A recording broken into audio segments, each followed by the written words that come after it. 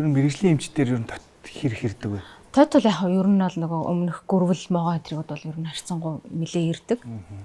Тэгээ эмнэлэг дээр эрэхтэй гол одоо нөгөө асуудлууд ирж байгаа юмуд маань хүмүүс маань шууд өвлийн үтний ингээ бариад ороод ирдэг юмнууд байдаг тийм. Тэгээ нөгөө стресснес болж хүндрэлүүд аягүй их гардаг болохоор хэрвээ дотоо ийшээ тийшээ авч зогцоол нэлээд сайн яг өөрхийн орчин дасан сурсан юмтай тийм. Дээрээс нь орчныг ингээ чимээгүй нам гүн байлгах гэх мэт байдлаар үзлэгийн өрөөн дээр ч гэсэн яг эрэхтэй орчилж тот маань одоо яг эмчтэйгээ бас ярилцаад яг үзлэгийн өрөөг яг тотонд зориулаад ингээд үнэр та нар одоо өөр үнэр байвал тэрийгэ бүрэн арилгах нохоо өөр нохоо хуцаад идэг муур дуурайд идэг юм бол тэрийгэ байхгүй эзгүү зайчилж гаад яг ингээд 50 орчинд үзлэг хийх шаардлагатай байдаг.